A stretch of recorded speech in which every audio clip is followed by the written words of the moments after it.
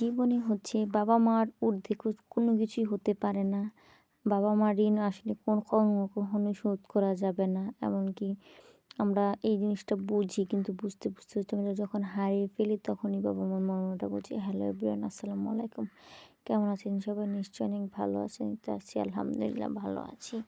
যে একটা বাবা মা যে একটা জীবনে কতটুকু জুড়ে আছে, কতটুকু দাম, কতটুকু আমাদের আদর যত্ন, স্নেহ, মায়া, মমতা, ভালোবাসা দিয়ে আগলে রাখে, বা বাসায় না থাকলে বাইরে গেলে কতবার ফোন দেয়, খোঁজ নেয়, কত দূরে আছে বা কী অবস্থায় আছে, এই জিনিসগুলো না আমরা বুঝি না। বারবার ফোন দিলে আমরা বিরক্ত বোধ করি, কেন বারবার ফোন দিচ্ছে বা প্রাইভেসি নষ্ট করছে, এরকম একটা চিন্তাভাবনা নিয়ে হচ্ছে আমরা থাকি। কিন্তু এই জিনিসটা আমরা যখন ফিল করতে পারি তখন হচ্ছে আমরা বাবা মাকে হারিয়ে ফেলি যখন, তখনই হচ্ছে ফিল করতে পারি যখন মানুষগুলো আমাদের কাছে আর থাকে না। বারবার ফোনটা আর আসে না, আমাদেরকে আর কেউ সেরকমভাবে কেয়ার করে না। তখন হচ্ছে যে মানুষটাকে আমরা খুঁজি, তখন তো আরও শত চেষ্টা করলেও মানুষটাকে আর ফিরিয়ে আনা সম্ভব হয় না।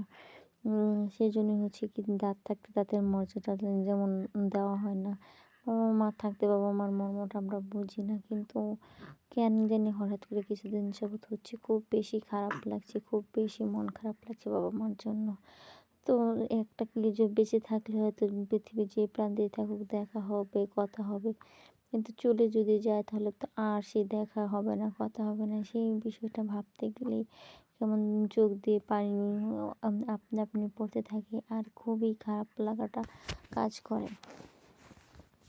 রিসেন্ট আমার কাকা মারা গেল, তো ওই যে ওনার ছিল আমার বাবার বেস্ট ফ্রেন্ড।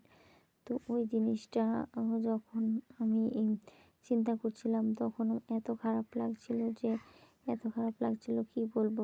তখন বাবার কথা তখন খুব বেশি মনে পড়ছিল।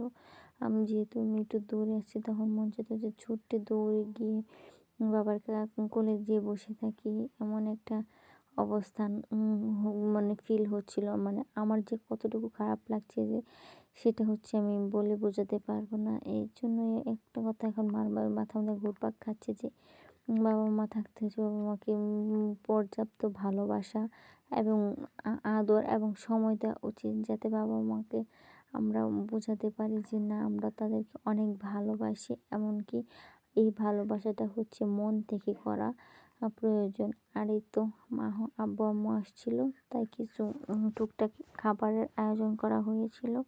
তো সেগুলো টুকটাকি আর কি ভিডিওস করা। আর আমার ব্লগটা ভালো লেগে থাকলে অবশ্যই পেজটাকে ফলো দিয়ে রাখবেন এবং আমার ভিডিওগুলো লাইক করবেন এবং একটা কমেন্ট করবেন। Thank you more for watching. আল্লাহ হাফেজ, টাটা অ্যান্ড টেক কেয়ার।